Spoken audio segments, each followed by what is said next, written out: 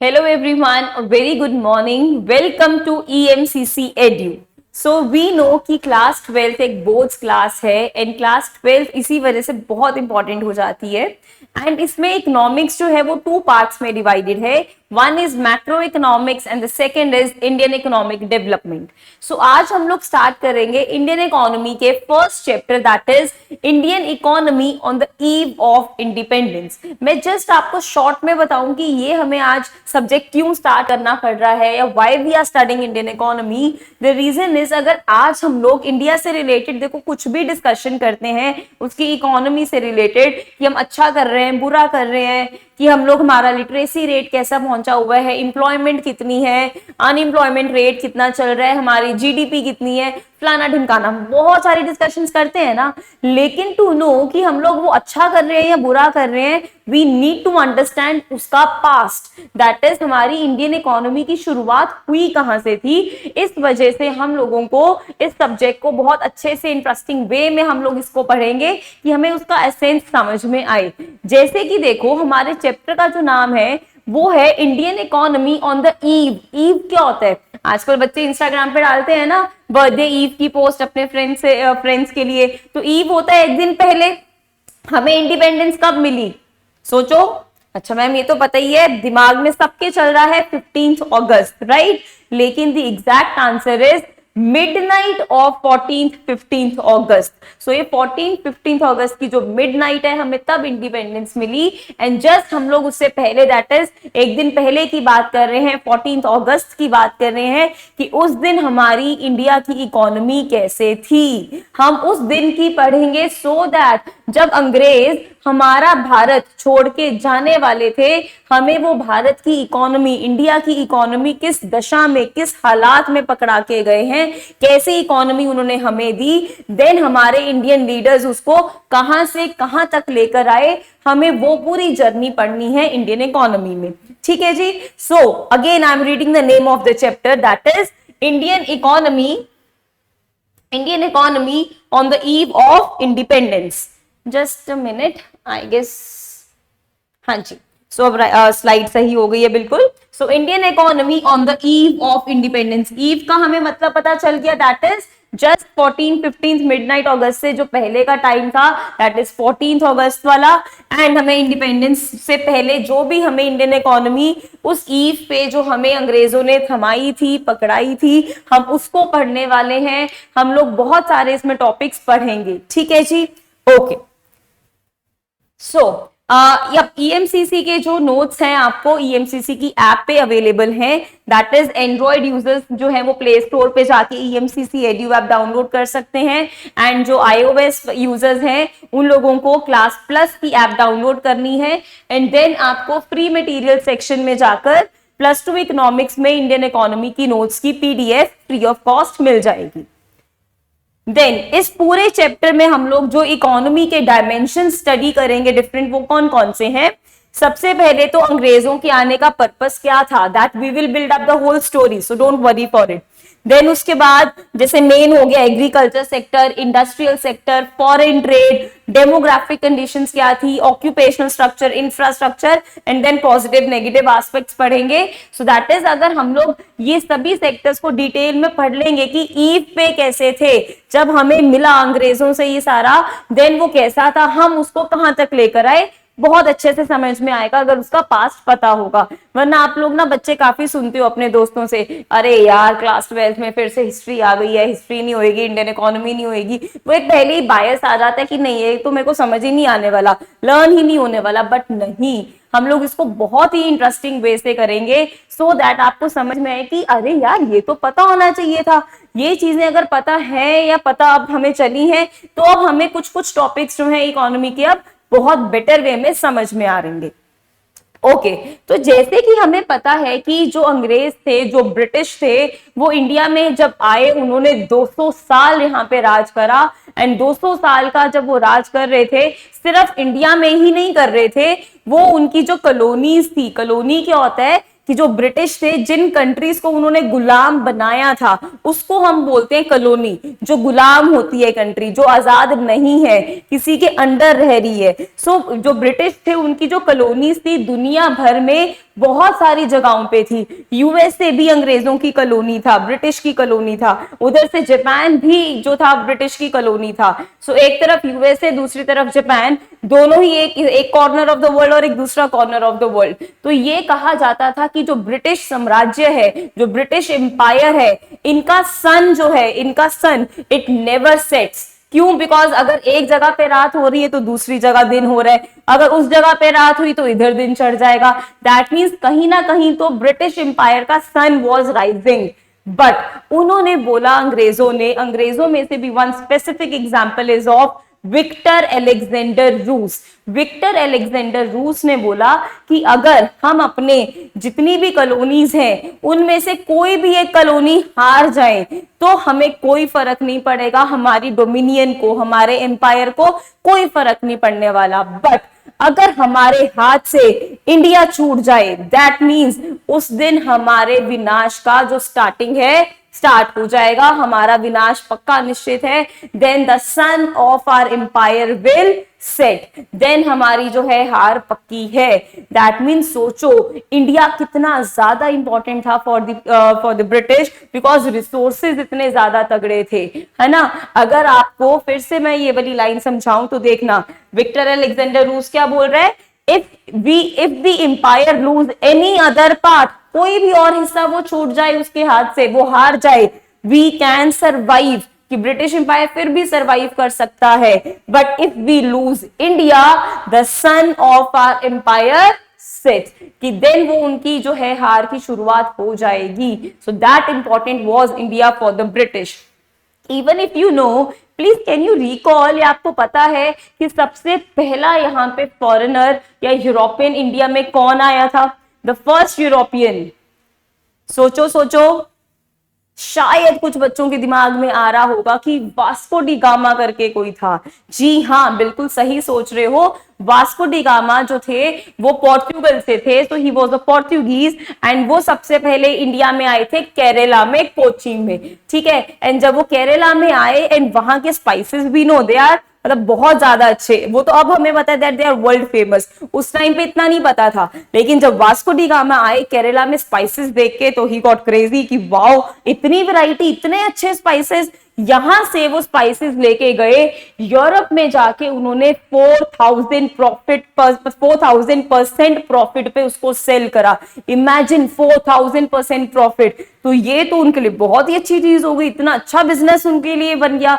इसीलिए अब काफी यूरोपियंस के लिए ब्रिटिश एक बहुत अट्रैक्टिव एक एरिया था, एक जगह थी। तो बेसिकली आए तो जो यूरोपियंस थे या जो ब्रिटिश थे, यहाँ पे सबसे पहले बिजनेस करने आए थे। धीरे धीरे धीरे धीरे उन्होंने हमारे हर तरह के कंट्रोल को अपने हाथ में कर लिया, चाहे वो इकोनॉमिक कंट्रोल था, चाहे वो पॉलिटिकल कंट्रोल था। पॉलिटिकल मींस जब उन्हीं की गवर्नमेंट हमारे कंट्री को चलाए, एंड तीसरा was the social.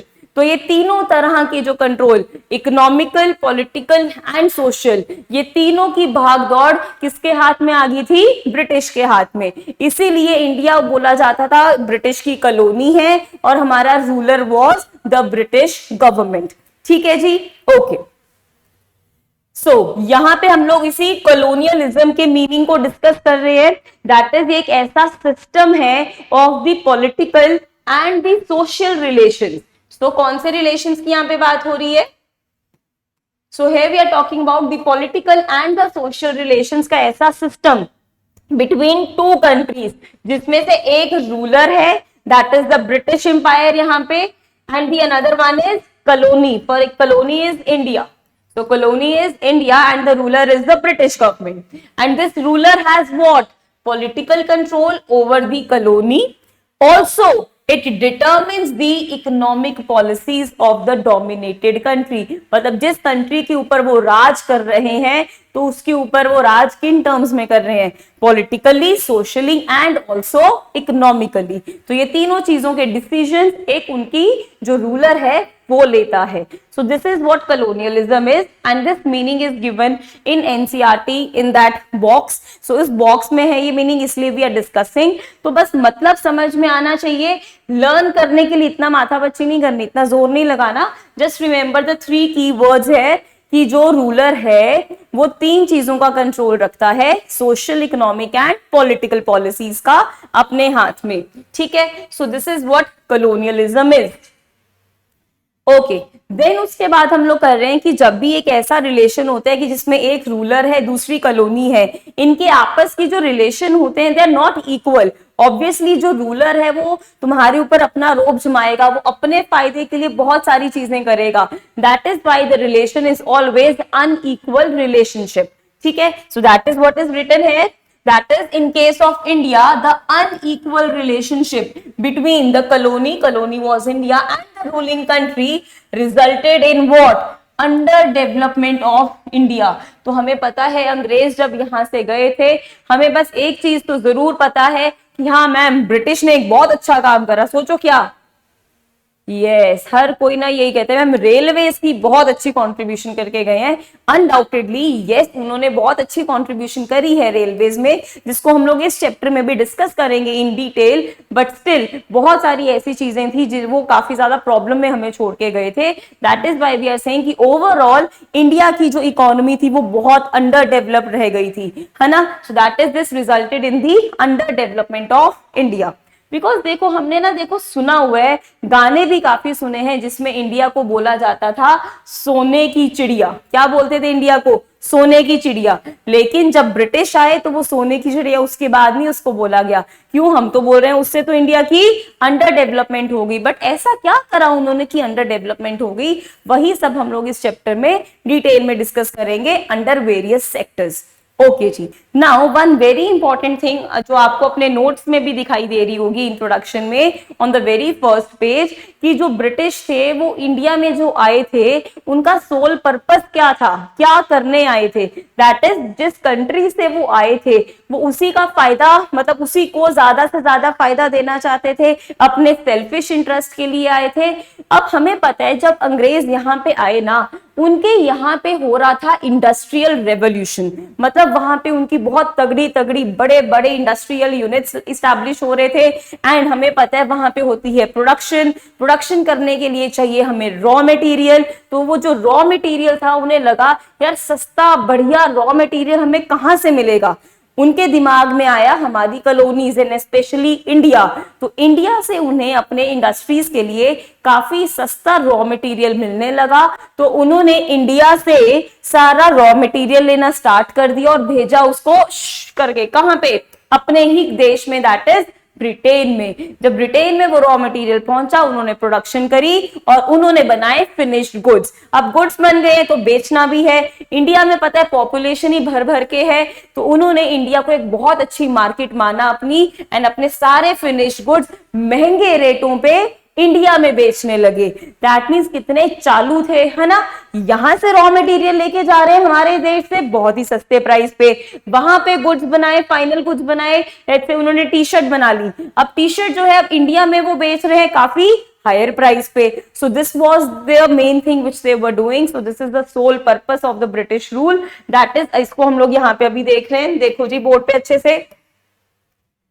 To make India what? The sole purpose of the British rule was to make India the supplier, or you can use the word exporter. क्योंकि India export कर रहे हैं ना, जब भी हम लोग इंटरनेशनली कोई ट्रांजैक्शन करें तो कोई एक एक्सपोर्टर होता है तो दूसरा इंपोर्टर होता है। तो एक्सपोर्ट करना मीन्स भेजना, सेल करना। सो इंडिया यहां से क्या भेज रहा था? रॉ मटेरियल भेज रहा था, ठीक है। एंड कहां पे यूज होना था ये raw material? For the great Britain modern industrial base. वहां पे नई नई इंडस्ट्रीज लग रही थी, ये रॉ मटेरियल वहीं पे यूज होना था। एंड वंस वहां से इस रॉ मटेरियल से एक फिनिश्ड गुड बन गया, देन इंडिया क्या बन जाएगा? उसका इंपोर्टर। इंडिया खरीदेगा वहां से क्या चीज? Finished goods. सो ये चालू चीज थी ब्रिटिशर्स की, that is to make India the exporter और the supplier of raw material. वो जो किस प्राइस पे लेके जाते थे? वेरी गुड, सही सोच रहे हो, रॉ मटेरियल लेके जाते थे लो प्राइस पे। एंड देन जब वो फिनिश्ड गुड्स बेचते थे, ये फिनिश्ड गुड्स बेचे जाते थे at higher price, so that वो ज्यादा से ज्यादा प्रॉफिट अर्न कर सके। So this was the sole purpose and इसी का आपको बहुत अच्छा फ्लो चार्ट गिवन है in your notes. So I will request you people कि जितना भी हमने करा है आप उसको नोट्स में से रीड करो by taking like अब इसको पॉज करके ना वीडियो को इंट्रोडक्शन रीड करेंगे जिसमें हम लोग यही डिस्कस कर रहे हैं कि विक्टर अलेक्जेंडर रूस ने क्या बोला था, ठीक है। सेकंड हम लोग डिस्कस करेंगे कलोनियलिज्म क्या होता है एंड थर्ड हम लोग उसमें एक एलिमेंट डिस्कस कर रहे हैं that is the flow chart, that is the sole purpose of the British rule, that is to make India the supplier of the raw material and to make India the importer of the finished goods and always remember the price. So please आप notes पे ना जहाँ raw material लिखा है in the bracket do mention the price कि वो लो price पे लेके जाते थे एंड फिनिश गुड्स के ब्रैकेट में प्लीज मेंशन हायर प्राइस, ठीक है। So I am giving you just 1 और 2 मिनट्स ब्रेक, उसमें आप ये फ्लो चार्ट बनाओ अपने कॉपीज पे कहीं पे सो दैट ये टॉपिक हमें इसी टाइम पे क्लियर हो जाए। Please make it right now.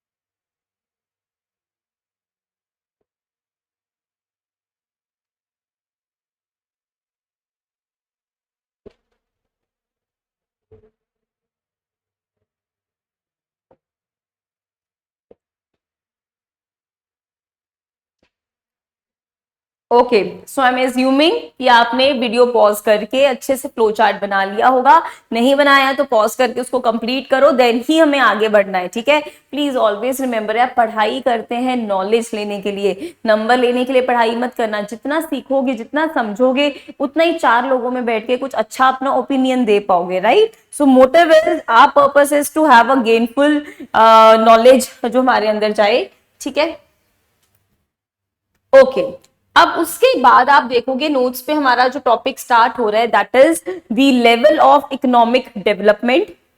सो जो लो लेवल था, हेडिंग में आपके लिखा है low level of economic development. So British rule के टाइम पे काफी लो लेवल हो गया था हमारी इकोनॉमिक डेवलपमेंट का, लेकिन अब जैसे हम लोग बोल रहे हैं कि अच्छा ब्रिटिश के टाइम पे लो लेवल हो गया, दैट मीन्स पहले बहुत अच्छा होगा। तो इसीलिए हम इस इकोनॉमिक डेवलपमेंट को 2 पार्ट्स में पढ़ेंगे। फर्स्ट पार्ट है before the British rule and second part है ड्यूरिंग द ब्रिटिश रूल। सो जो बिफोर वाला पार्ट है आप देख सकते हो बहुत बढ़िया, एक इंडिया को बोला जाता था सोने की चिड़िया, मतलब इतना ज्यादा हमारे पास पैसा था, इतनी ज्यादा वेल्थ थी, इतना ज्यादा हमारे पास like we were full of resources, abundant resources थे हमारे पास। एंड कहा जाता था कि जो अंग्रेज थे उन्होंने क्या करा, गंगा नदी से पानी लिया और river Thames river is in London, वहां जाके सारा निचोड़ लिया। What does that symbolise? Ganga river is symbolising India, कि इंडिया से सारी वेल्थ ली, यहां से के सारे रिसोर्सेज लिए एंड अपनी कंट्री में जाके वहां पे निचोड़ लिए। दैट मीन्स यहाँ की सारी वेल्थ वो ले गए बाहर, ठीक है। दैट मीन्स पहले इंडिया वॉज सोने की चिड़िया, सब कुछ बहुत ही बढ़िया था एंड देन बाद में लो लेवल ऑफ इकोनॉमिक डेवलपमेंट हुआ। तो लेट अस स्टडी दिस, ठीक है। सो पहले है बिफोर ब्रिटिश रूल, उसका जिस्ट पता होना चाहिए कि सब बहुत बढ़िया था, this picture is symbolising everything was very good. तो इसमें हम लोग ये पढ़ेंगे जो हमारा बिफोर ब्रिटिश रूल है that is India had an independent economy, मतलब हम किसी के ऊपर डिपेंडेंट नहीं थे, हमारी इकोनॉमी सेल्फ सफिशिएंट थी, बहुत अच्छा कर रही थी। इवन हमारे पता है बहुत अच्छे इंपोर्ट एक्सपोर्ट रिलेशंस भी थे। अगर आपने छोटी क्लासेस में हड़प्पन सिविलाइजेशन के बारे में सुना होगा, मोहनजोदारो, हड़प्पन सिविलाइजेशन या फिर इंडस वैली सिविलाइजेशन, उसमें भी पता है जो इंडिया में लोग रहते थे वहां की वो जो सील्स पहनते, मतलब एक तरह के आप समझ लो लॉकेट होते थे, सील्स थी एंड वो सील्स जो पाई गई थी ग्रीस में, मेसोपोटामिया में पाई गई। दैट मींस इंडिया तो बहुत पहले से, अंग्रेजों के आने से बहुत पहले से वो ट्रेड कर रहा था, फ्लरिशिंग ट्रेड था, लेकिन अंग्रेजों ने आके सारा काम तमाम करा। कैसे करा वो तो हम इस पूरे चैप्टर में पढ़ेंगे, ठीक है।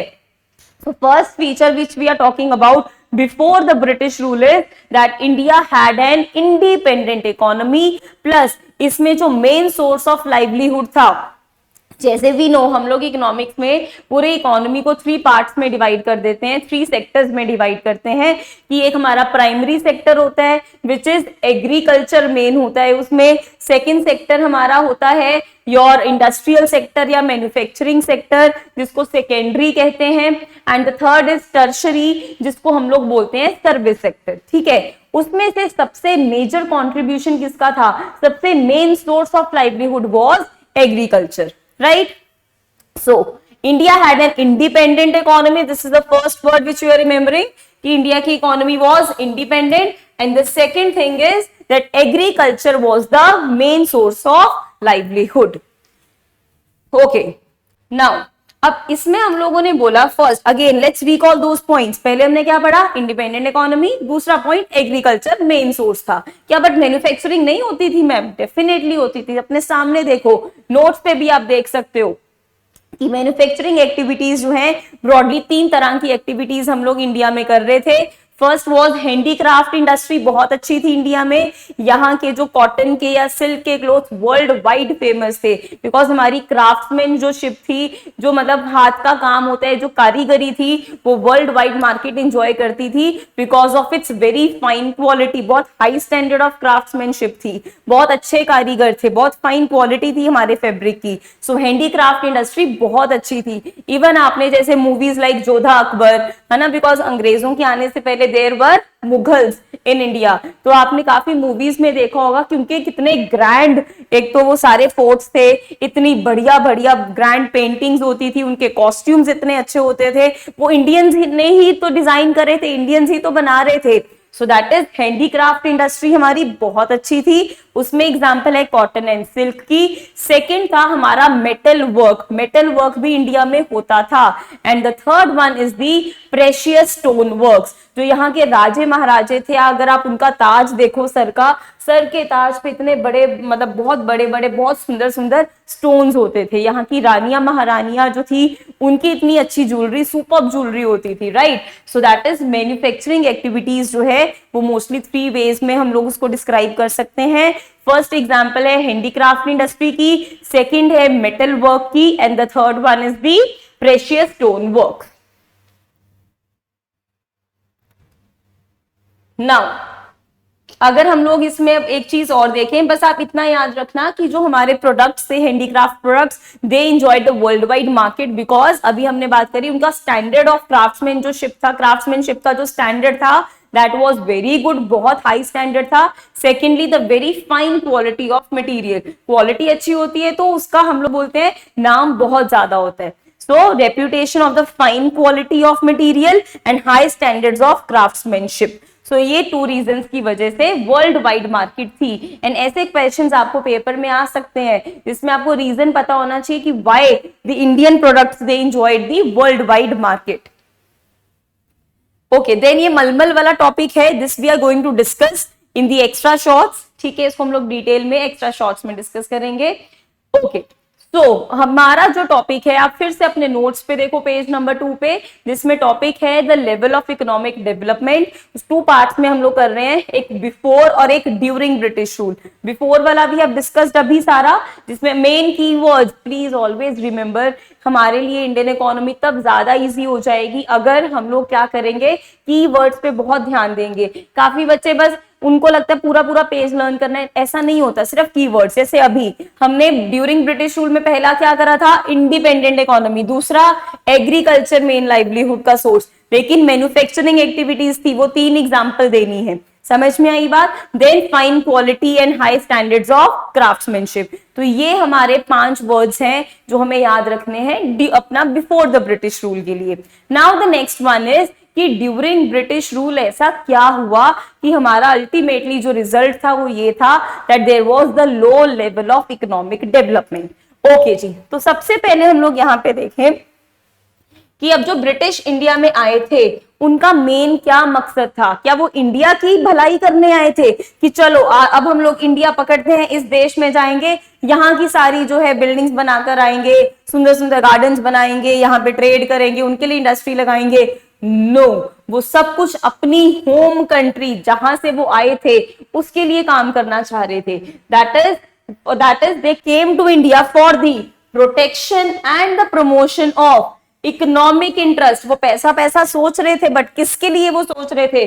For their home country. Very very important, वो अपनी home country that is for the Britain, वो अपनी ही कंट्री के बारे में सोच रहे थे। वो किसके इकोनॉमिक इंटरेस्ट को ज्यादा प्रमोट एंड प्रोटेक्ट करना चाहते थे? Home country. And India was not their home country, it was the great Britain. ठीक है, वो अपनी ही कंट्री के बारे में सोच रहे थे। इसी वजह से उन्होंने फंडामेंटल चेंज लेकर आए। Fundamental change means the very basic and the most important change जो वो लेकर आए इंडियन इकोनॉमी में, कि वही जो हमने फ्लो चार्ट बनाया, सेम फ्लो चार्ट आप यहाँ पे भी देख सकते हो, that they made India the supplier of the raw material. हमें सिर्फ रॉ मटेरियल के लिए, मतलब रॉ मटेरियल लाइक छोड़ दिया, हम सिर्फ रॉ मटेरियल सप्लाई करते रहे। वहां अपने कंट्री में जाके वो लोग इंडस्ट्री लगा रहे थे, गुड्स बनाए और इंडिया में बेचने लग गए। ठीक है, तो इससे क्या हुआ? नुकसान तो इंडिया को हो रहा है। कहाँ इंडिया पहले खुद सारा कुछ बनाता था, हैंडीक्राफ्ट इंडस्ट्री थी यहाँ पे, है ना, लेकिन अब वहां पे क्या होने लगा? इंडिया सिर्फ रॉ मटेरियल प्रोवाइडर रह गया एंड फिनिश गुड्स कहाँ पे बनने लगे? ग्रेट ब्रिटेन में। सो यहाँ पे यही है first point, that the fundamental change in the structure of Indian economy was that कि India became supplier of raw material. Again raw material की किस प्राइस पे हम लोग यहाँ पे इंडिया में बेचते थे? ग्रेट ब्रिटेन को काफी लो प्राइस पे। And India became the consumer, मतलब हम लोग इंपोर्ट करने लगे, खरीदने लगे फिनिश्ड गुड्स जो कहां पे बन रहे थे? ब्रिटेन की इंडस्ट्रीज में। एंड फिनिश्ड गुड्स जो थे वो थे हमारे काफी हाई प्राइस पर। सो this was a fundamental change जो ब्रिटिश लाए, जो मेन रीजन है हमारी इकोनॉमिक डेवलपमेंट का काफी लो होना। ठीक है, okay. Then very very important thing, अब ये चीज तो चलो हो ही रही थी कि हम लोग सिर्फ रॉ मटेरियल प्रोवाइड करने लग गए, लेकिन हमारी अब नेशनल इनकम या कितनी इनकम एक पूरी कंट्री में जनरेट हो रही है, पूरी कंट्री में कितनी प्रोडक्शन हो रही है, कोई काउंट ही नहीं कर रहा था। ब्रिटिशर्स ने तो कभी कुछ सोचा ही नहीं इसके बारे में कि चलो हम देखें कि हम लोग कितना यहाँ पे प्रोडक्शन कर रहे हैं। They never ever made any sincere attempt कि वो एस्टिमेट करे कि यहाँ की नेशनल इनकम कैसी है। लेकिन हाँ, कुछ यहाँ पे बहुत अच्छे इकोनॉमिस्ट थे, उन्होंने अपने ही इंडिविजुअल लेवल पे they tried to estimate the national income और the other parameters of economy. ठीक है, उनमें से जो सबसे बढ़िया या इंपॉर्टेंट एस्टिमेट्स जो थे, देवर of VKRV Rao. So VKRV Rao ने बहुत अच्छे एस्टिमेट्स दिए थे इंडिया की नेशनल इनकम के रिगार्डिंग, एंड ये क्वेश्चन बहुत बार पेपर में आ भी चुका है। सो यहाँ पे that British never made any sincere attempt to estimate India's national income, की हमारी नेशनल इनकम कितनी है।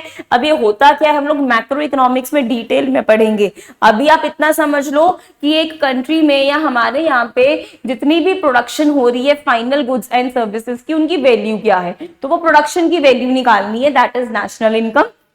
एंड पर कैपिटा इनकम का मतलब होता है पर पर्सन, कि पर पर्सन जो है इनकम कितनी ऑन हो रही है। अगर हम टोटल इनकम को पर पर्सन डिवाइड कर दे, that is the per person और पर कैपिटा नेशनल इनकम। तो किसी ने, ब्रिटिशर्स ने, they never made attempt to calculate these two, कि टोटल इनकम निकाली जाए और पर पर्सन निकाली जाए, ऐसा कुछ नहीं हुआ। बट हाँ, individual attempts were made, but conflicting या इनकंसिस्टेंट रिजल्ट्स थे।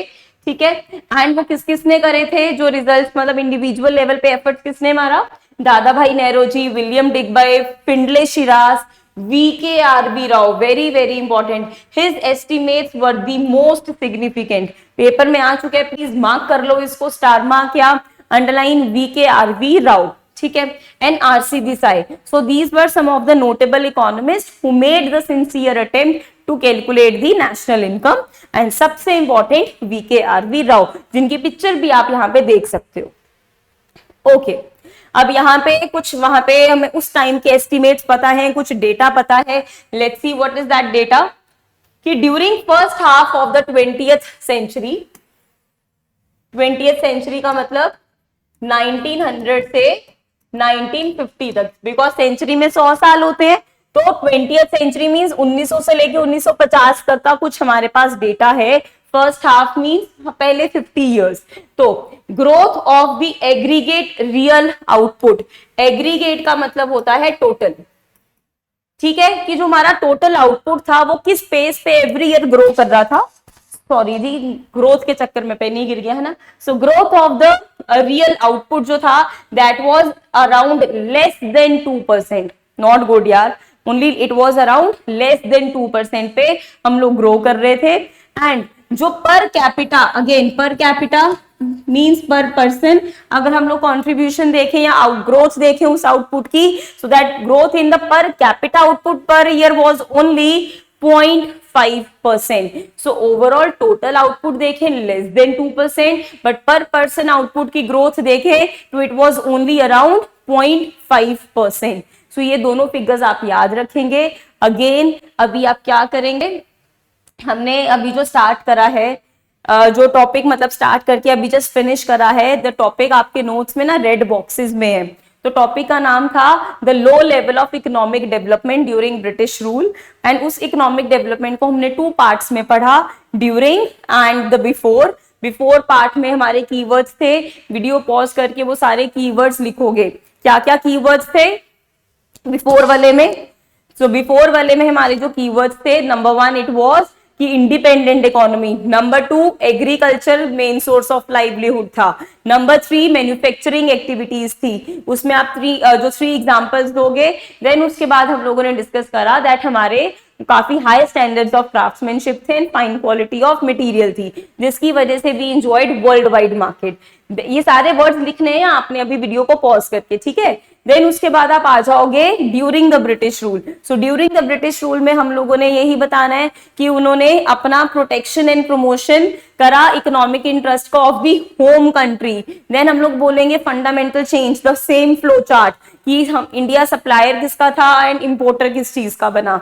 देन उसके बाद आ जाएगा कि क्या किसी ने सीरियस अटेम्प्ट करा, ब्रिटिशर्स ने अटेम्प्ट करा to calculate the national income, नहीं करा, बट सम नोटेबल इकोनॉमिस्ट थे, जिनमें से सबसे बढ़िया जो रिजल्ट्स थे या जो इंपॉर्टेंट रिजल्ट्स थे वो किसके थे, VKRV राव के। And during the first half हमारे पास ये डेटा है कि जो ओवरऑल हमारा आउटपुट जो ग्रो कर रहा था किस पेस पे कर रहा था, लेस देन 2%। एंड अगर हम पर पर्सन आउटपुट की ग्रोथ देखें it was only about 0.5%. So pause the video, ठीक है। एंड इस सारे वर्ड्स जितने भी अभी डिस्कस करें इस टॉपिक के अंदर सबको रिटर्न में लिखोगे, not the full sentences but only the keywords, please note it down.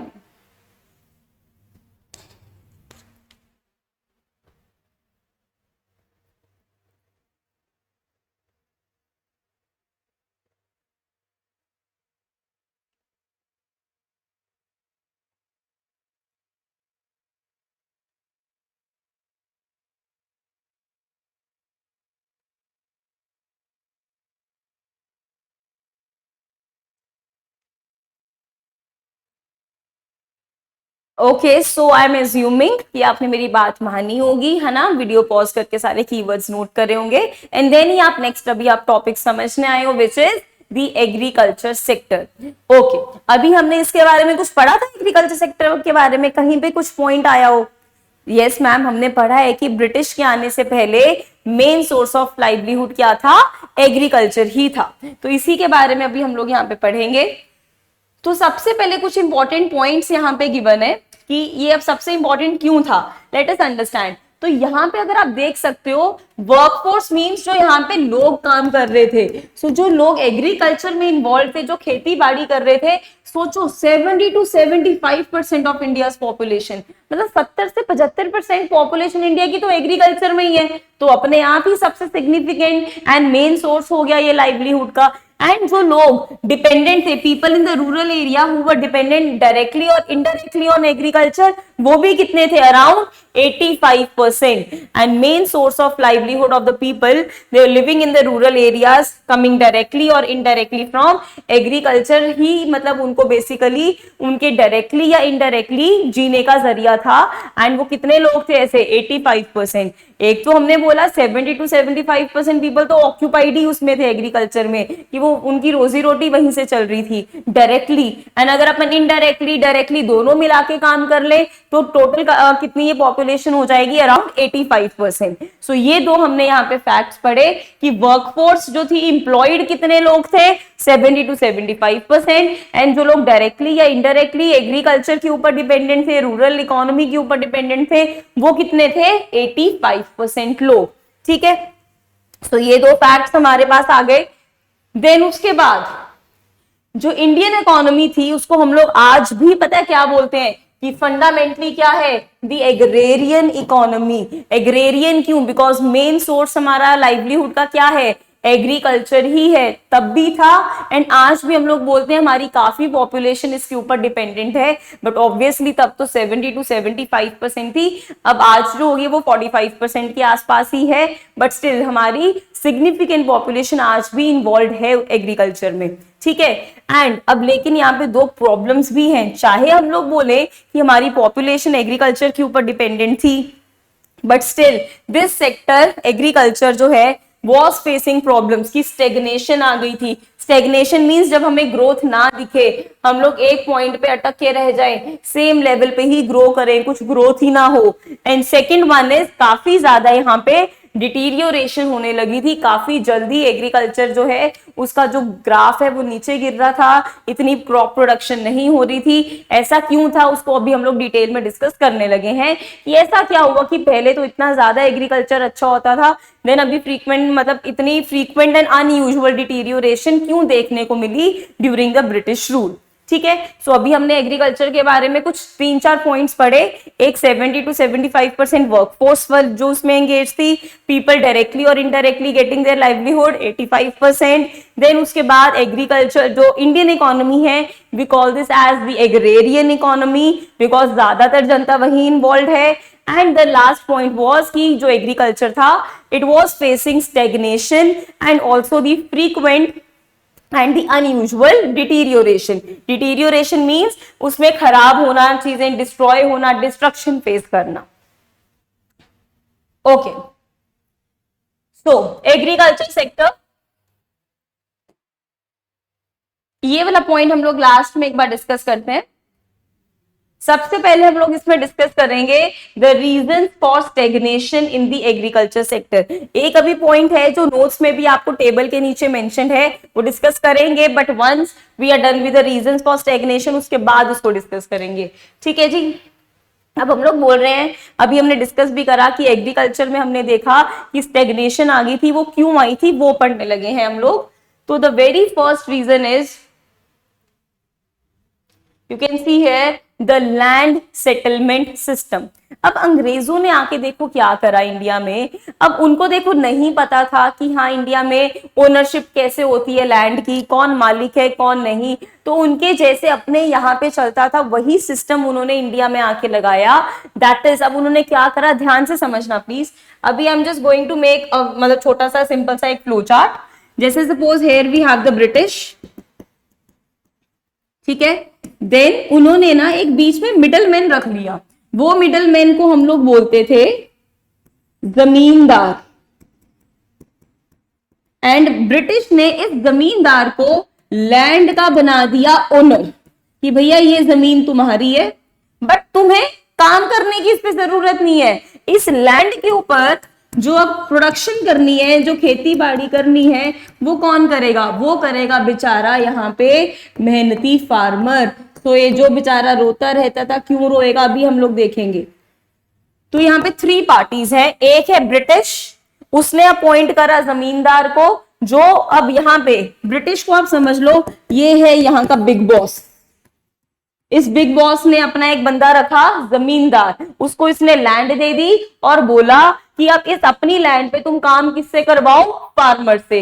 And ये बिग बॉस इसको क्या बोल रहा है लैंड ओनर को या जमींदार को कि फार्मर जो कल्टीवेशन करेगा एंड उससे जो प्रॉफिट्स आएंगे तो वो प्रॉफिट्स किसको मिलेंगे? कुछ कुछ जमींदार को। एंड ये जमींदार अपना रखने के बाद हिस्सा किसको दे देगा? ब्रिटिश को, the ultimate big boss. That means हर बार एक डंडा चढ़ा रहता था ब्रिटिश का, किसके ऊपर? जमींदार के ऊपर। ये जमींदार कौन था? ये भी इंडियन था। एंड फार्मर भी कौन है? इंडियन ही है फार्मर भी। बट ये इंडियन बिक गया, क्यों? बिकॉज ये किसके लिए काम कर रहा था? ब्रिटिश के लिए काम कर रहा था। क्यों? बिकॉज ब्रिटिश ने उनको जो लैंड का ओनर ही बना दिया था। Even if they were not the real owners, but still उनको ये लैंड दे दी गई सो दैट ब्रिटिश के लिए ये लोग काम कर सकें। तो अल्टीमेटली देखो इस सिस्टम में हो क्या रहा था। अब फार्मर तो बेचारा है, वो हमें पता है कि इंडिया के जो फार्मर्स हैं काफी गरीब फार्मर्स रहे हैं बिगिनिंग में, है ना, एंड इवन अभी भी काफी फार्मर्स ऐसे ही हैं, बट स्टिल अगर हम लोग ब्रिटिश एरा की ही बात करें तो उस टाइम पे फार्मर्स के पास कोई लेटेस्ट टेक्नोलॉजी नहीं होती थी। इरिगेशन मतलब जो हम लोग आर्टिफिशियल वे में जो वाटर देते हैं खेतों को, वो उसका कोई सिस्टम नहीं था, ठीक है। सीड्स बहुत पुराने होते थे एंड कोई भी मशीन्स, हार्वेस्टर्स, ट्रैक्टर्स कुछ नहीं होता था। वो बेचारा फार्मर बहुत गरीब होता था एंड जब अब कभी कभी प्रोडक्शन हो जाती थी क्रॉप्स की, कभी नहीं होती थी। अब क्योंकि इरिगेशन नहीं थी तो always they were looking for monsoon, कि अच्छा जब भी बादल बरसेंगे, बारिश आएगी तो खेतों को पानी मिलेगा एंड क्रॉप ग्रो कर जाएगी। बट एवरी टाइम ऐसा नहीं होता था। हमें भी होता है ना ऐसे कई बार कि अच्छा बारिशें अब कम होने लगी हैं, तो क्योंकि वो कंप्लीटली नेचर पे डिपेंडेंट थे तो बहुत बार एग्रीकल्चर के टाइम पे, मतलब एग्रीकल्चर में इतनी ग्रोथ या इतनी प्रोडक्शन नहीं होती थी। बट ब्रिटिश को इस चीज से कुछ लेना देना था ही नहीं। उसने जमींदार को एक चीज बोल दी कि भैया देखो, मुझे हर महीने इस पर्टिकुलर डेट पे मुझे अपना प्रॉफिट चाहिए ही चाहिए, चाहे फार्मर की इकोनॉमिक कंडीशन अच्छी है चाहे नहीं है, but I need the profits किसी भी हाल में। एंड अगर जमींदार तुमने मुझे ये प्रॉफिट्स नहीं दिए ना, तो मैंने जो तुम्हें ये लैंड की ओनरशिप दी है समझो गई तुम्हारे हाथ से। दैट मीन्स अब डर किसके बीच में पैदा हो गया? जमींदार के मन में डर पैदा हो गया कि यार अगर मैंने अब फार्मर से वो प्रॉफिट बिग बॉस को नहीं दिए तो वो तो मेरे हाथ से लैंड ले लेगा, तो मुझे तो भाई अब किसको परेशान करना है। बार बार फार्मर को वो परेशान करते थे, प्रॉफिट दो, पैसा दो, पैसा दो, पैसा दो। And this profit was known as lagaan. क्या बोलते थे हम इस सिस्टम को? इस प्रॉफिट को we used to call this as lagaan. आप यहाँ पे भी देख सकते हो बोर्ड पे लिखा है, ठीक है। दैट मीन्स अल्टीमेटली कौन परेशान हो रहा था? वो बेचारा मायूस सा छोटा सा फार्मर जिसकी ना वो जमीन है, वो बस एक जो जमींदार है, लैंडलॉर्ड जो है, उसके लिए बस काम कर रहा था, ठीक है। एंड उसकी इकोनॉमिक कंडीशन को कोई नहीं देखता था, बारिश हुई नहीं हुई, खेतों को पानी लगा नहीं लगा, बट बस बिग बॉस को पैसा चाहिए तो वो ब्रिटिश उससे पैसा हड़प लेते थे थ्रू जमींदार। अब इसकी वजह से क्या हुआ? ऑब्वियसली एग्रीकल्चर में डिटीरियोरेशन आएगा, बिकॉज पैसा तो था ही नहीं फार्मर के पास, तो वो खेत पे पैसा लगाता कैसे? दूसरा देखो यार, जब तक वो कोई चीज तुम्हारी अपनी नहीं है ना, तुम्हारे अंदर वो एक आएगा ही नहीं, मन से इंसेंटिव ही नहीं होगा कि I should try to improve this. लेकिन once that thing is yours, तुम्हारी अपनी हो जाएगी, you will try to make improvements, है ना। ओके, अब जैसे सपोज यहाँ पे अगर हम लोग बोले कि इस फार्मर को बोल दिया जाए कि नहीं भैया अब ये लैंड तुम्हारी है, तो इसको पता होगा ये मेरी चीज है, इसके लिए ऊपर अब ये काफी खर्चा करने की कोशिश करेगा, ये और मेहनत करेगा, क्योंकि इसको पता लैंड मेरी है, प्रॉफिट भी मेरा ही होगा। बट अगर वो प्रॉफिट बार बार अंग्रेज ले जाएंगे तो इनके बीच में भी किसी प्रकार का कोई भी इंसेंटिव या मोटिव नहीं होगा टू इम्प्रूव। तो इसको हम लोग अब रीड करेंगे, अब अपने नोट्स में भी देखना। Okay, so the most important reason for the stagnation, very very important, सबसे बड़ा रीजन क्या है? जमींदारी सिस्टम। आप नोट्स में देख सकते हो, यहाँ पे लिखा होगा the land settlement system, and उसमें से one of the system was the zamindari system. And zamindari system अभी बताया ना आपको कि जिसमें ब्रिटिश ने द बिग बॉस, है ना, उसने कुछ इंडियंस को बना दिया जमींदार, that is the land owner. लेकिन लैंड पे कल्टीवेशन कौन करता था? बेचारा स्मॉल फार्मर, ये करता था उस लैंड के ऊपर cultivation. So profits accruing out of agriculture sector went to zamindars in the form of lagaan. तो फार्मर जो था, फार्मर ने बेचारे ने काम करा खेत पे, बट प्रॉफिट्स किसको मिल गए? जमींदार को। जमींदार सारे प्रॉफिट्स नहीं रखता था, उस जमींदार ने वो प्रॉफिट किसको देना होता था? ब्रिटिश को, ठीक है। सो ये दो लाइंस अभी हमने देखी। सबसे पहले the most important reason is land settlement system, that is zamindari system. Secondly the method, उसमें क्या चल रहा है कि प्रॉफिट्स जो होते थे वो किसको जाते थे? जमींदार को जाते थे, एंड प्रॉफिट्स को क्या बोलते थे? द नेम वाज लगान। नाउ अब यही फ्लो चार्ट जो मैंने डिस्कस करा यहाँ पे बना हुआ है। तो कॉलोनियल गवर्नमेंट है, जमींदार है, और ये बेचारा फार्मर। फार्मर मेहनत कर रहा है, प्रॉफिट दे रहा है जमींदार को, एंड जमींदार वो प्रॉफिट, वो लगान किसको दे रहा है? ब्रिटिश गवर्नमेंट को, कॉलोनियल गवर्नमेंट को। Okay, now this is very very important. तो हमने यहाँ पे यहाँ पे लाइंस लिखी है। फर्स्ट, मेन इंटरेस्ट जमींदार का क्या था, वो क्या चाहता था जमींदार, बस यही कि वो रेंट या जो लगान है, जो प्रॉफिट है, वो कलेक्ट करता रहे irrespective of the economic condition of farmer. हमें नहीं पता फार्मर के पास पैसे हैं नहीं है, प्रॉफिट में है नुकसान में है, मतलब ये चीज भाड़ में जाए, उनको ध्यान ही नहीं देना था फार्मर की कंडीशन पे। क्यों? लालच था, उनके नाम पे जमीन हो रखी थी जो ब्रिटिश ने करी थी, तो और ये काम किसके लिए कर रहा था जमींदार? ब्रिटिश के लिए। So what was the main interest of the जमींदार? टू कलेक्ट द लगान irrespective of the economic condition of the बेचारा farmer. Now we know the dates for collecting the लगान, dates को क्या हो रखा होता था? they were fixed. dates क्या होती थी? fix होती थी। एंड अगर वो फेल हो जाता था जमींदार कि वो लगान नहीं दे पाया ब्रिटिश गवर्नमेंट को, ब्रिटिश गवर्नमेंट उससे उसके लैंड के राइट्स छीन लेती थी। So if fail they were to lose rights over the land, that is zamindars were to lose rights over the land. आपके नोट्स पे प्रॉपरली लिखा हुआ है, अंडरलाइन कर लीजिए। पहले हमने देखा the most important reason, second हमने देखा वर्ड लगान, देन अब आया कि मेन इंटरेस्ट क्या था जमींदार का, collect lagaan irrespective of the economic condition. And ऐसा क्यों? बिकॉज डेट्स क्या थी? फिक्स थी। So underline the word dates, fix. And अगर उस दिन वो फेल हो जाता था कलेक्ट करने के लिए लगान, देन उसके लैंड के ऊपर जो उसके ओनरशिप राइट्स थे वो उसे छीन लिए जाते थे। देन उसके बाद जमींदार एंड कॉलोनियल गवर्नमेंट, इनको कुछ लेना देना नहीं था कि लैंड इंप्रूव करें ना करें, कुछ अच्छी टेक्नोलॉजी लाए ना लाएं। क्यों?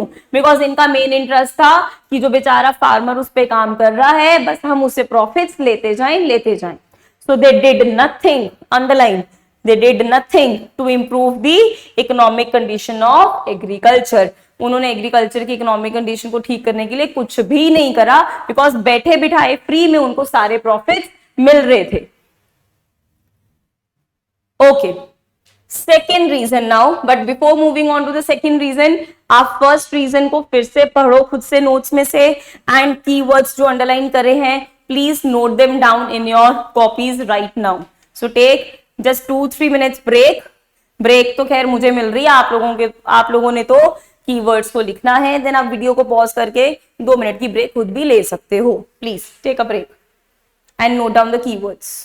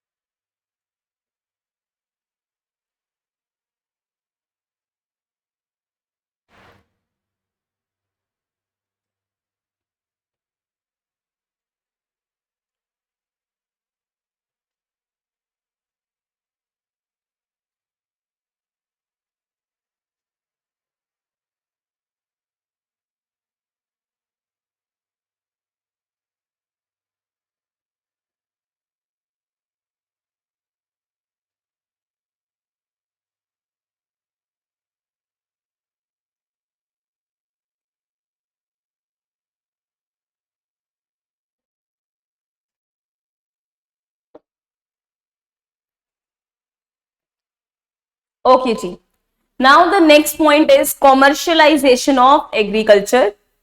नहीं लिखे वर्ड्स तो पॉज रखना प्लीज वीडियो। ओके, तो कॉमर्शियलाइजेशन, कॉमर्स, अब आप लोगों ने भी कॉमर्स ली है, कॉमर्स का मतलब क्या होता है? बिजनेस करना, प्रॉफिट अर्न करना, है ना। सो यहाँ पे भी अब हो गया कि ब्रिटिश ने आके क्या करा, एग्रीकल्चर को कॉमर्शियलाइज करने की कोशिश कर दी। क्यों कॉमर्शियलाइज? क्या पहले नहीं था? मतलब बहुत ही कम था। क्यों? बिकॉज लोग ना अपने घरों पे खेती करते थे, अपने ही खेतों में खेती करते थे, एंड वो सारी फल फ्रूट सब्जियां and basic crops like wheat rice grow करते थे फॉर सेल्फ कंजम्पशन, कि हमारे घर पे इतने लोग रहते हैं उनके हिसाब से they used to grow the crops and अपने लिए ही वो ग्रो करते थे। they all the families they were self sufficient, but अब ब्रिटिश ने आके बोला कि नहीं भाई, हमें अपनी इंडस्ट्रीज के लिए कॉटन चाहिए, बिकॉज वहां पे टी शर्ट्स बननी है, हमें वहां पे लाइक इंडिगो भी नो, है ना, कि जो ब्लू कलर का होता है, सो वो बेसिकली डाइंग पर्पस के लिए यूज होता है, मतलब फैब्रिक इंडस्ट्री में, क्लोथिंग इंडस्ट्री में। हमें इंडिगो ग्रो करके दो, हमें कॉटन ग्रो करके दो, हमें जूट ग्रो करके दो। अब ये सारी चीजें तो हमारे फार्मर्स ग्रो नहीं कर रहे थे, हमारे फार्मर्स ग्रो कर रहे थे जो फूड ग्रेन्स होती थी, सो दैट वो सेल्फ सफिशिएंट रहे, अपना खाना पीना उनका अच्छा से चलता रहे। बट ब्रिटिश ने आके बोला नहीं, अब आपने ऐसा नहीं करना, आपको फूड क्रॉप्स की जगह ग्रो करनी पड़ेंगी cash crop, so that they can be used in the Great Britain's industrial production, उसमें वो यूज हो सके। तो that is known as commercialisation. एक तो वन एस्पेक्ट हो गया कि चलो फूड क्रॉप से कैश क्रॉप्स पे जाने का।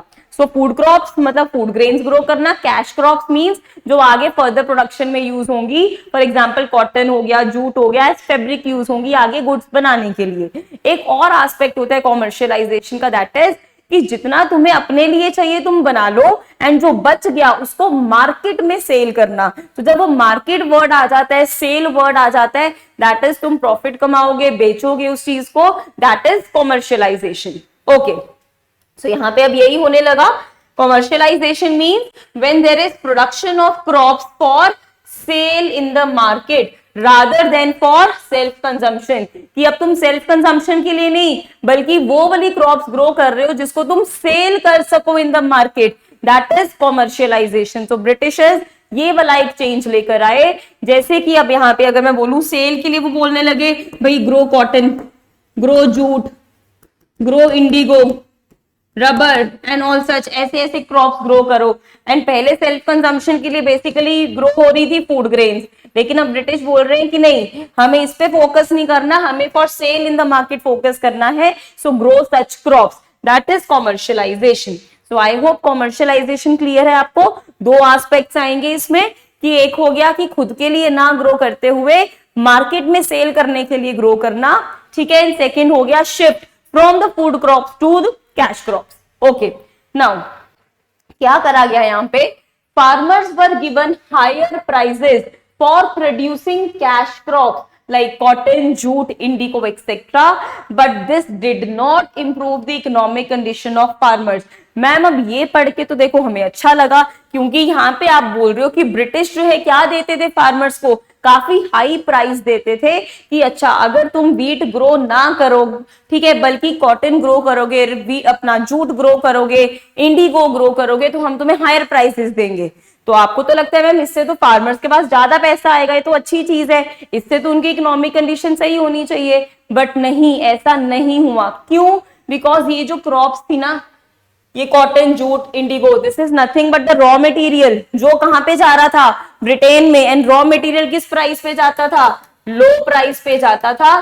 प्लस जो एक तो ये हो गया, इतना भी हायर प्राइस नहीं देते थे वो, सेकेंडली इससे फायदा ब्रिटिश इंडस्ट्री को हो रहा था। एंड द मोस्ट इंपॉर्टेंटली, जो पहले फैमिलीज फूड क्रॉप्स ग्रो करती थी अपनी कंजम्पशन के लिए, अब जब वो मार्केट में खरीदने जाएंगे फिर तो महंगी पड़ेगी ना उनको। इस वजह से फार्मर्स की अपनी इकोनॉमिक कंडीशन इससे इंप्रूव नहीं हुई। So they were given incentives like higher prices, लेकिन इतने भी वो हायर प्राइजेस नहीं थे, because ultimately that was a raw material for the Great Britain's industrial base. And अब जो पहले वो क्रॉप्स खुद ग्रो करते थे उसका खर्चा नहीं होता था, अब उनको मार्केट में से खरीदनी पड़ रही थी खाने पीने के लिए, सो उससे उनके खर्चे और बढ़ गए थे, ठीक है। सो अब फूड क्रॉप्स नहीं बल्कि कैश क्रॉप्स ग्रो करी जा रही थी, and these cash crops were to be used in the Great Britain industry, British industry में ये यूज होनी थी। तो आपके नोट्स में आप इन सारे कीवर्ड्स को अंडरलाइन कर सकते हो, that is for sale in market rather than self consumption. Then उसके बाद incentives या higher prices, but then underline did not improve the economic condition, वो improve नहीं हुई।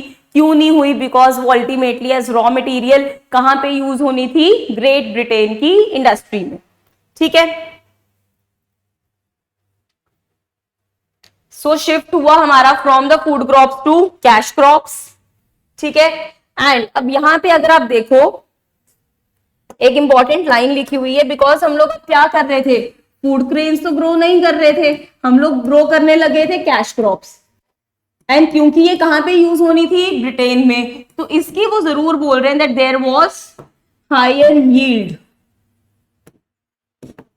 मतलब यहाँ पे अब काफी अच्छी प्रोडक्शन होने लगी थी कैश क्रॉप्स की। सो this is a positive point. अगर हम लोग कैश क्रॉप्स के पर्सपेक्टिव से सोचें कि अच्छा उसकी यील्ड बढ़ गई थी, उसकी प्रोडक्शन बढ़ गई थी, ठीक है, लेकिन at the same time the sad reality is कि फूड क्रॉप्स की प्रोडक्शन कम हो गई थी। हम शिफ्ट मार गए थे from food crops to cash crops, which means अगर आपको स्टेटमेंट आए पेपर में कि हाँ कैश क्रॉप्स की यील्ड बढ़ गई थी, तो that is a true statement. Cash crops की यील्ड तो बढ़ी ही बढ़ी थी, उसमें कोई डाउट नहीं, ठीक है। So this was your commercialisation. तो उसमें नेगेटिव एस्पेक्ट क्या है वो हमने अच्छे से पढ़ा कि कमर्शियलाइजेशन से भी फार्मर की इकोनॉमिक कंडीशन इंप्रूव नहीं हुई, बिकॉज कमर्शियलाइजेशन करी गई ग्रेट ब्रिटेन की इंडस्ट्री के लिए, ठीक है जी।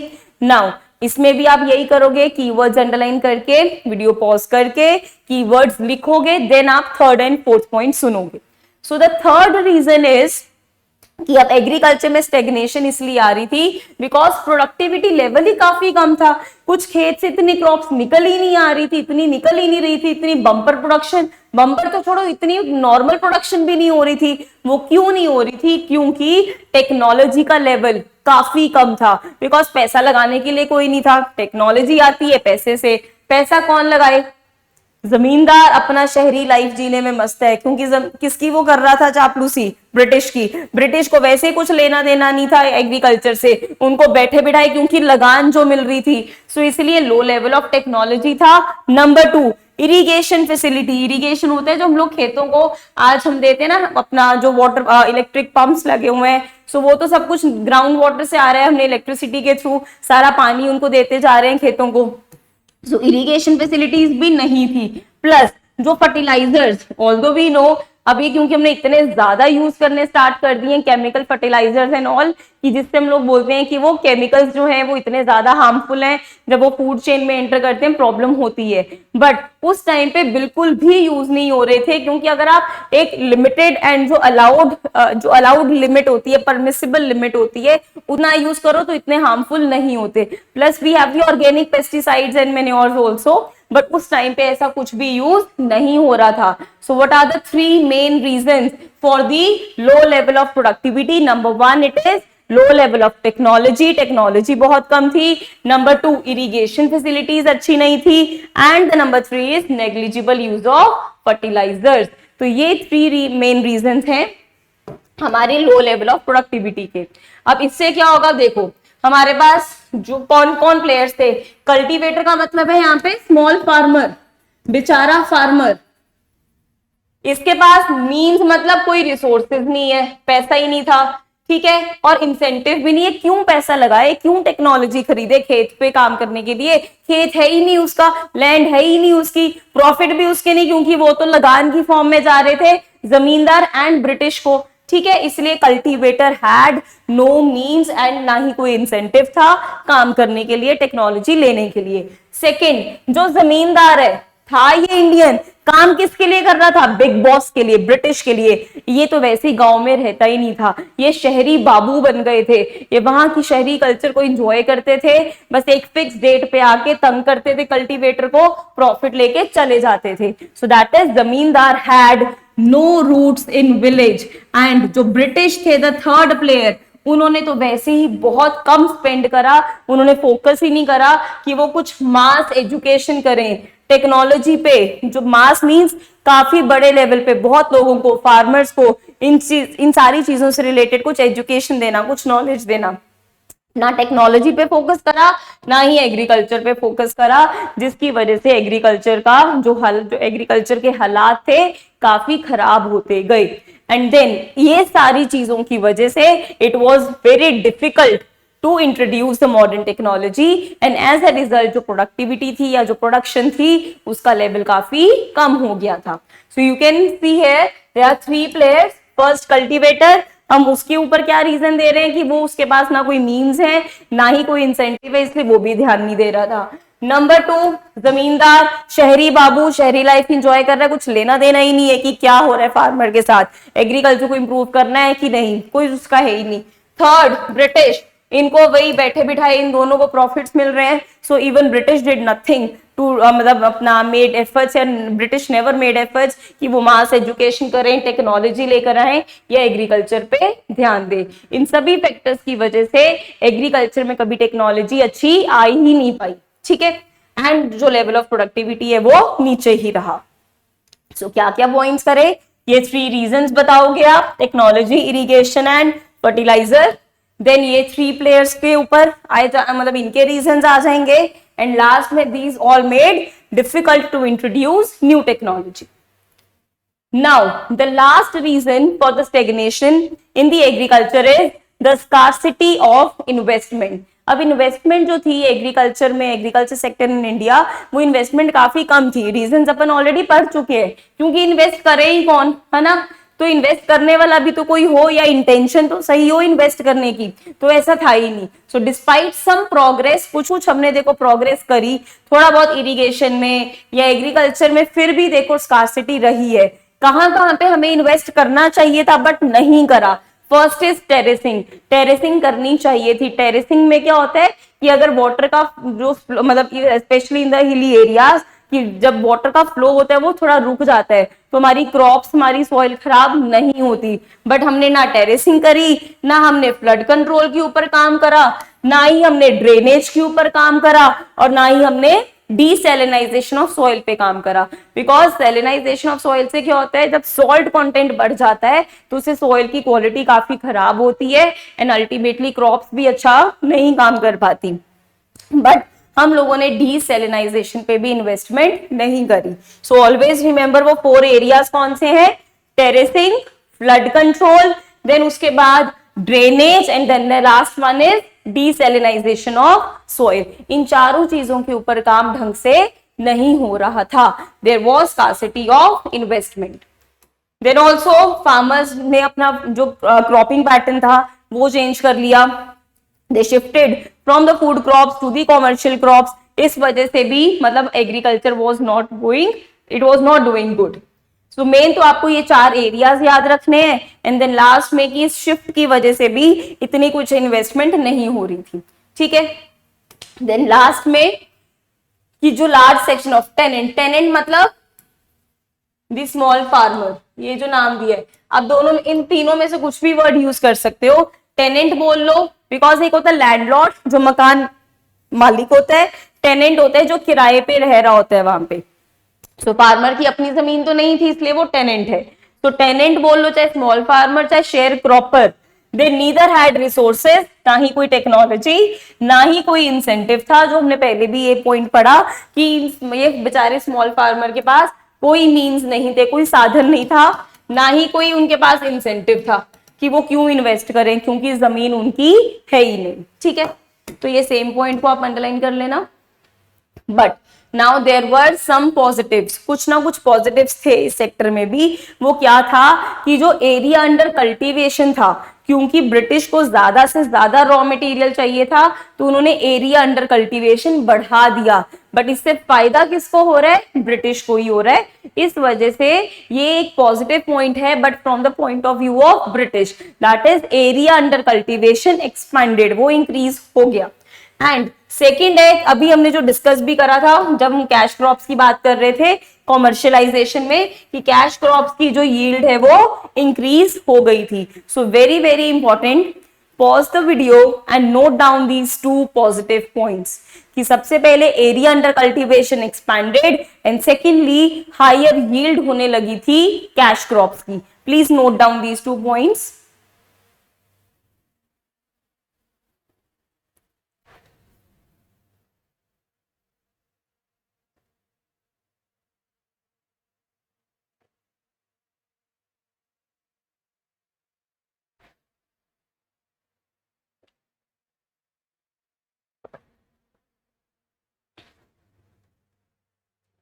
Okay.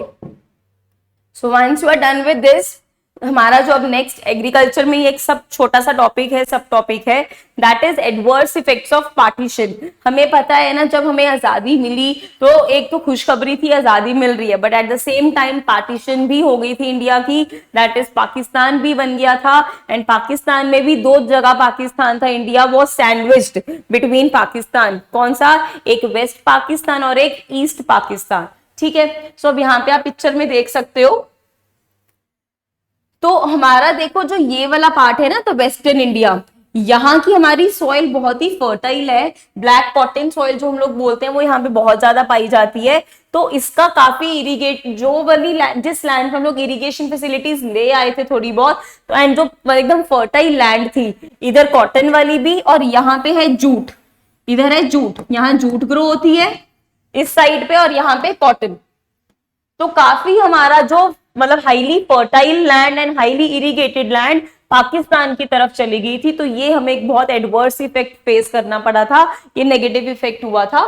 So India agriculture production, उसको एक सेटबैक मिला, and a sizeable portion of the undivided countries highly, this is very very important, irrigated and fertile land कहां चली गई? पाकिस्तान की तरफ चली गई। जब बंटवारा हुआ वो लैंड उनके हिस्से आ गई। कौन सी लैंड? जो हाईली इरिगेटेड थी और जो फर्टाइल लैंड थी। ठीक है, एंड यहां पे देखो इंडियाज जूट गुड्स इंडस्ट्री। अब हुआ क्या, यहां पे मैं बोल रही हूं कि हम लोग जूट ग्रो करते थे, बट व्हाट हैपेंड, जो जूट प्रोड्यूसिंग एरिया था या जूट ग्रोइंग एरिया, वो चला गया पाकिस्तान के पास। यहाँ पे इंडिया में रहेगी सिर्फ यहाँ की मिल्स, बट अब ये मिल्स चलें कैसे? मिल में प्रोडक्शन होनी है, प्रोडक्शन के लिए रॉ मटेरियल तो चाहिए, बट सारा रॉ मटेरियल कहाँ पे था? अब चला गया पाकिस्तान में। दैट मीन्स इंडिया की जो जूट इंडस्ट्री थी उसको भी काफी ज्यादा जोर का झटका लगा था। ठीक है, सो पहला ये वाला main point, highly irrigated and fertile land कहां चली गई? पाकिस्तान के पास। Then एक specific example jute goods industry की, India's jute goods industry suffered heavily for lack of raw material. Here the raw material was jute, but jute कहां चला गया? पाकिस्तान में। सो जहां पाकिस्तान था वहां चला गया था जूट प्रोड्यूसिंग एरिया। सो हमारी इंडस्ट्रीज को काफी दिक्कतें फेस करनी पड़ी। सो अगेन वीडियो पॉज करके आप लोग एडवर्स इफेक्ट्स ऑफ पार्टीशन को नोट डाउन करोगे, ये जो मेन ये दो कीवर्ड्स हैं। ठीक है जी।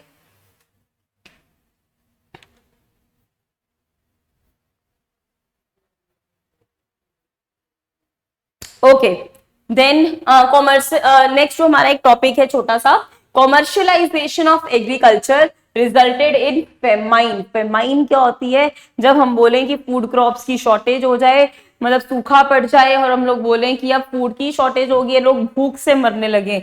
ऐसा क्यों हुआ कॉमर्शियलाइजेशन से? अगर मैं आपको सिंपली एक टॉपिक ऐसे ही इन जस्ट लेमन लैंग्वेज समझाऊं, दैट इज हम लोगों ने शिफ्ट मार लिया था from food crops to cash crops.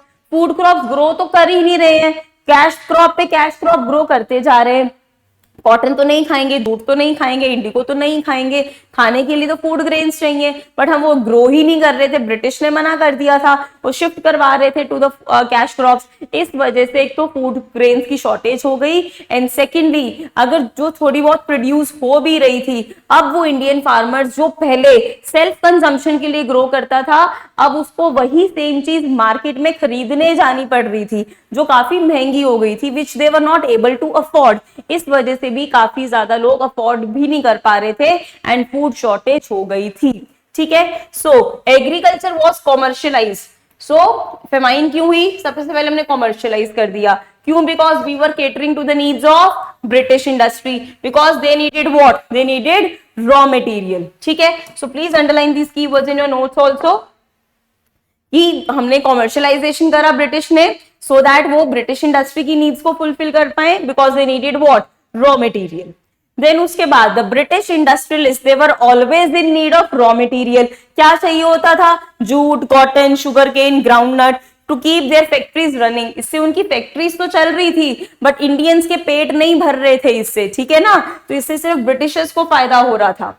Then अब ब्रिटिश कर क्या रहे थे? They were offering high price, लेकिन जो the extent of commercial agriculture went so far, इतना ज्यादा हम लोगों ने कॉमर्शियलाइजेशन देखो कर दिया, अच्छा, इसमें ना आई गेस लाइन यहाँ पे मिसिंग हो गई है इन योर नोट्स, बट अपने sorry in the PPT, but आपके नोट्स में प्रॉपर लाइन गिवन है, दैट इज कि जो इंडियन फार्मर्स थे या इंडियंस थे जो पहले सेल्फ कंजम्पशन के लिए ग्रो करते थे crops, now they were forced to buy it from the market at the higher price, because agriculture जो है वो इतना ज्यादा कॉमर्शियलाइज हो गया था कि उनको अपने लिए कुछ भी अब खाने को इतनी अबंडेंस में नहीं मिल रहा था जैसे पहले मिला करता था। इसकी वजह से फेमाइन आ गई थी इंडिया में, ठीक है, एंड काफी ज्यादा फ्रीक्वेंट फेमाइंस आने लगी थी because of commercialisation. So one is this topic, ठीक है, जिसमें मेन है कि हम लोग ब्रिटिशर्स की नीड को फुलफिल करने लग गए थे, फूड ग्रेन्स ग्रो करनी ही बंद कर दी हमने। देन उसके बाद एक लाइन आई थी जो मैंने बोला था लास्ट में करवाऊंगी मैं आपको, so let's move to that line which is given. आपके एग्रीकल्चर वाला जो हेडिंग स्टार्ट हो रही है ना, I guess it's page number 3 और 4, उसमें लास्ट में एक लाइन गिवन है after the table, and that line is this कि एग्रीकल्चर प्रोडक्टिविटी तो देखो हम बोल रहे हैं कि लो हो गई थी, बट इस सेक्टर ने फिर भी ग्रोथ एक्सपीरियंस करी। मतलब एक तरफ हम बोल रहे हैं कि एग्रीकल्चर प्रोडक्टिविटी लो हो गई है बिकॉज ऑफ दीज 4 रीजंस, है ना, land settlement system, commercialization, lack of investment, low level of technology या low level of productivity. But ये चारों की वजह से एक तो हम लोग बोल रहे हैं प्रोडक्टिविटी लो है, फिर भी वाई वी आर सेइंग कि एग्रीकल्चर सेक्टर में ग्रोथ कैसे हुई? How can we witness the growth? The reason was the expansion of aggregate area under cultivation. कि जो एरिया अंडर कल्टीवेशन था, पहले अगर इतनी सी लैंड पे एग्रीकल्चर होता था, अब बहुत ज्यादा लैंड पे कल्टीवेशन होने लगा बिकॉज अगेन ब्रिटिश को ही अपनी इंडस्ट्रीज के लिए क्या चाहिए था?